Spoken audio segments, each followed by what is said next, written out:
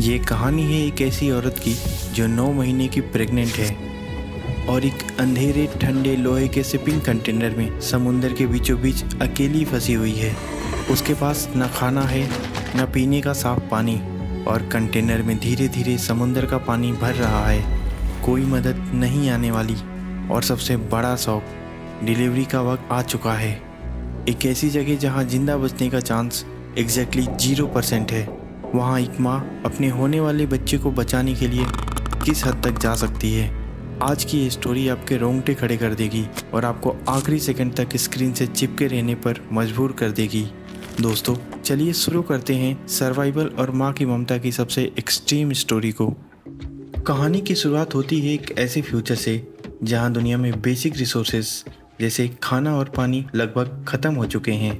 Spain की government ने एक बहुत ही ब्रूटल रूल लगाया है, नॉट इनफ फॉर ऑल। इसका मतलब जो लोग सोसाइटी के लिए काम नहीं कर सकते, जैसे कि बुजुर्ग, बच्चे और प्रेग्नेंट औरतें, उन्हें मार दिया जा रहा है। इस डर और पैनिक के बीच हमारी मेन कैरेक्टर मिया और उसका हस्बैंड निको अपनी जान बचाकर भाग रहे हैं। मिया प्रेग्नेंट है और इस देश में प्रेग्नेंट होना एक क्राइम बन चुका है। वो देश छोड़कर आयरलैंड जाना चाहते हैं जहां अभी भी थोड़ी इंसानियत बाकी है।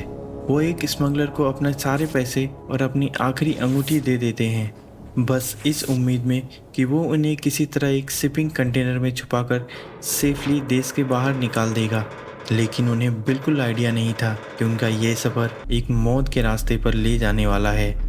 मिया और निको दूसरे रिफ्यूजीज के साथ अंधेरे कंटेनर में छुप जाते हैं। सब डरे हुए हैं। अचानक बाहर शोर होता है। मिलिट्री ने उन्हें रोक लिया है। स्मगलर डर के मारे उन्हें अलग अलग ट्रक में शिफ्ट करने लगते हैं। इस भाग दौड़ में निको और मिया अलग हो जाते हैं। निको उससे प्रॉमिस करता है कि वो दूसरे ट्रक में है और वो लोग जल्दी ही मिलेंगे। उसका आखिरी सेंटेंस होता है, किसी पर ट्रस्ट मत करना मिया, बस अपना खाना और फ़ोन सेफ रखना। मिया अब कंटेनर में अकेले कुछ अनजान लोगों के साथ है। डर का माहौल है। अचानक ट्रक रुकता है, कंटेनर का डोर खुलता है और सामने मिलिट्री खड़ी है। मिलिट्री ऑफिस चिल्लाता है, बाहर आ जाओ, हम तुम्हें कुछ नहीं करेंगे। पर लोगों को पता है बाहर मौत है। कुछ लोग सरेंडर कर देते हैं, पर ऑफिसर बिना किसी रहम के उन सबको वहीं गोली मार देता है। मिया अपनी सांसें रोके हुए कंटेनर के अंदर एक बड़े से डब्बे के ऊपर छुपी हुई है। उसके ठीक नीचे लोगों को बेरहमी से मारा जा रहा है। वो अपने मुंह पर हाथ रखती है ताकि उसकी चीख न निकल जाए। सोल्जर को लगता है सब मर गए और वो कंटेनर को बाहर से लॉक कर देते हैं, पर असली शौक अभी बाकी था। मिया अकेले लाशों के बीच उस अंधेरे और खून से भरे कंटेनर में कैद है। वो ट्रक एक बड़े से कार्गो शिप पर लोड किया जाता है। शिप समुंदर में निकल पड़ता है, पर अचानक वहाँ एक भयानक तूफान आ जाता है। शिप बुरी तरह हिलने लगता है। मिया को दूसरे कंटेनर से लोगों की चीखें सुनाई देती हैं जो तूफान की वजह से समुंदर में गिर रहे हैं, और तभी एक जोरदार झटका लगता है। मिया का कंटेनर शिप से डिस्कनेक्ट हो जाता है और सीधा समुंदर की गहराई में जा गिरता है। जब मिया आँख खोलती है तो उसे एहसास होता है कि वो समुंदर के बीचों बीच एक लोहे के डब्बे में तैर रही है। उसके चारों तरफ सिर्फ और सिर्फ पानी है। दूर दूर तक कोई शिप नहीं, कोई ज़मीन नहीं, और सबसे डरावनी बात, कंटेनर में गोलियों की वजह से छोटे छोटे होल्स हो गए हैं और समुंदर का पानी धीरे धीरे अंदर भर रहा है। मिया के फ़ोन पे नेटवर्क नहीं है। निको का कुछ पता नहीं, वो बिल्कुल अकेली है। दिन गुजर रहा है, पानी का लेवल बढ़ रहा है। मिया ने होल्स को टेप से बंद करने की कोशिश की, पर प्रेशर इतना ज़्यादा है कि पानी अंदर आ ही रहा है। ऐसे में एक दिन अचानक मिया को बहुत तेज़ दर्द उठता है। वो दर्द जिसे बर्दाश्त करना किसी आम इंसान के बस की बाहर है। उसकी डिलीवरी का वक्त आ गया है।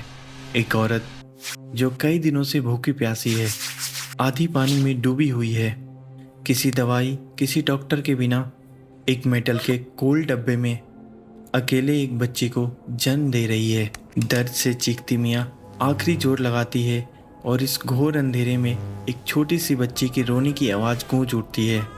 मिया अपनी बच्ची को सीने से लगा लेती है।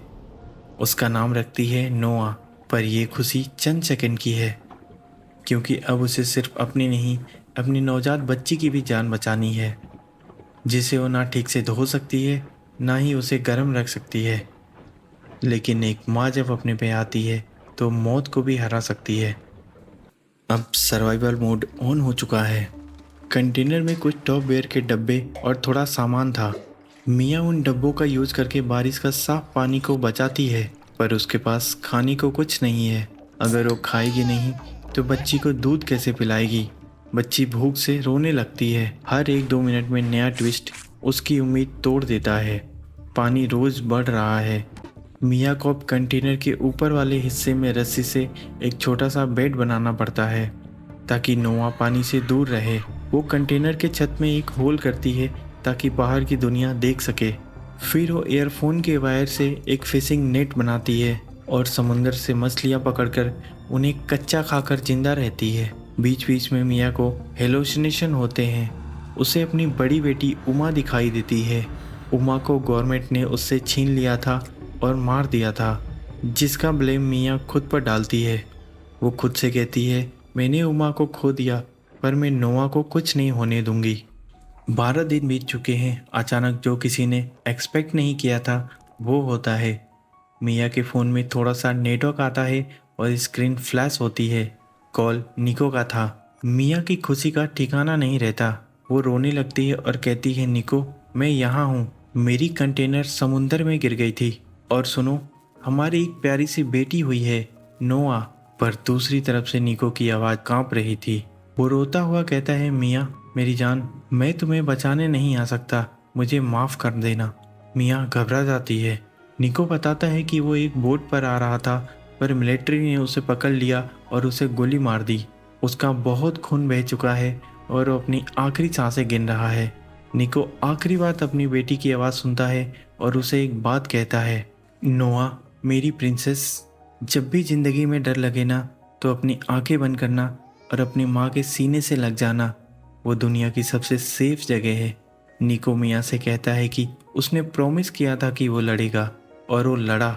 मियाँ रोती हुए कहती है, I love you more than yesterday but less than tomorrow. मैं आज तुमसे बीते हुए कल से ज़्यादा प्यार करती हूँ पर आने वाले कल से कम। फ़ोन डेड हो जाता है। निको हमेशा के लिए जा चुका है। अब मियाँ इस दुनिया में बिल्कुल अकेली है, पर उसका डर अब ख़त्म हो चुका था। अब उसके पास खोने के लिए कुछ नहीं था सिवाय अपनी बेटी के। दिन और गुजर गए हैं। कंटेनर पूरी तरह टूट चुका है और अब किसी भी वक्त समुंदर की गहराई में डूब सकता है। मियाँ को पता है कि उसके पास अब सिर्फ कुछ घंटे हैं। उसने डब्बे और रस्सी से नोआ के लिए एक छोटा सा फ्लोटिंग बेड बनाया है। जैसे ही कंटेनर डूबने लगता है, पानी बहुत तेज़ी से अंदर आता है। मियाँ बच्ची को ऊपर छत पर रखती है और खुद खाना लेने नीचे जाती है, पर उसके पैर में एक वायर फंस जाती है। कंटेनर तेज़ी से नीचे जाने लगता है। मियाँ अपनी आखिरी सांस लेती है और उस वायर को काटने की कोशिश करती है। वो पानी के अंदर पूरी तरह स्ट्रगल कर रही है। ऐसा लगता है कि बस यही द एंड है, लेकिन उसके दिमाग में वही गूंजता है, उसकी बेटी अकेली है। एक सुपर ह्यूमन स्ट्रेंथ के साथ वो वायर को तोड़ती है और पानी फाड़ते हुए ऊपर आती है। मियाँ जैसे ही ऊपर आती है, उसकी बच्ची वहाँ नहीं है। उसका कलेजा फट जाता है। वो चारों तरफ पागलों की तरह ढूंढती है पर उसकी बच्ची कहीं दिखाई नहीं दे रही है। तभी एक बड़ी सी हवेल आती है और अपने मुंह में पानी भरकर उस बच्ची के ऊपर कुछ पानी के छींटे फेंकती है, जिससे कि बच्ची रोने लगती है। बच्चे की रोने की आवाज़ सुनकर मियाँ के जान में जान आती है। वो जल्दी से भागकर बच्ची के पास जाती है। वो नोआ के उस छोटे से फ्लोटिंग बेड को पकड़कर समुंदर में तैर रही है। वहाँ दूर दूर तक सिर्फ सन्नाटा है। वो फिजिकल और मेंटल टूट चुकी है। उसके पास तैरने की भी एनर्जी नहीं बची है। कई घंटों तक समुंदर में तैरने के बाद मियाँ की बॉडी गिव अप कर देती है। उसकी आंखें बंद होने लगती हैं। अचानक नोआ ज़ोर ज़ोर से रोने लगती है। उसकी आवाज़ सुनकर आसमान से सीगल, समुद्री पक्षी नीचे आते हैं और उनके राफ्ट पर बैठ जाते हैं। कुछ ही दूर पर एक फिशिंग बोट थी। एक फिशर की नज़र उस सीगल पर पड़ती है। वो अपने बाइनोकुलर से देखती है तो उसे एक छोटा सा फ्लोटिंग बेड दिखाई देता है। वो लोग जल्दी से वहाँ पहुँचते हैं। बोट से लोग नोआ को सेफली ऊपर उठा लेते हैं, पर मियाँ रस्सी छोड़ चुकी थी और वो पानी के अंदर डूबने लगती है। उसकी आंखें बंद हैं। उसने आखिरी वादा पूरा कर दिया। उसने अपनी बेटी को बचा लिया। फिशरमैन जल्दी से रस्सी खींचता है और डूबती हुई मिया को किसी तरह बोट पर लाता है। मिया की सांसें रुक चुकी थी। फिशरमैन जल्दी से उसको सीपीआर देते हैं। 1 सेकंड, 2 सेकंड, टेंशन इतने एक्सट्रीम है कि लगता है मिया नहीं बच पाएगी। पर अचानक मिया खांसती हुई उठती है और पानी उगल देती है। उसकी आंखें खुलती हैं और सबसे पहली चीज़ जो वो सुनना चाहती थी, अपनी बेटी की रोने की आवाज़। एक फिशर नोआ को मिया के हाथ में देता है। मिया अपनी बेटी को गले लगाती है। उसके चेहरे पर एक सेटिस्फेक्शन है जो सिर्फ एक माँ समझ सकती है। दोस्तों, नोवेयर सिर्फ सर्वाइवल थ्रिलर नहीं है, ये एक जिंदा सबूत है उस पावर का जिसे हम माँ की ममता कहते हैं। जब एक माँ पे उसके बच्चे को बचाने की बात आती है, तब वो समुंदर की गहराई और भगवान के बनाए रूल से भी लड़ सकती है। ये कहानी एक बहुत ही डीप सवाल छोड़ जाती है। हम आम जिंदगी में छोटी छोटी प्रॉब्लम से हार मान लेते हैं, पर जब बात किसी अपने को बचाने की हो, तो इंसान अपने अंदर की किस लिमिट को पार कर सकता है। अगर ये कहानी आपको पसंद आई तो वीडियो को लाइक ज़रूर करना और ऐसे ही माइंड ब्लोइंग कहानियों के लिए हमारे चैनल को सब्सक्राइब करना ना भूलें। मिलते हैं ऐसे ही किसी और धमाकेदार कहानी के साथ। तब तक के लिए अपना और अपनों का ख्याल रखें।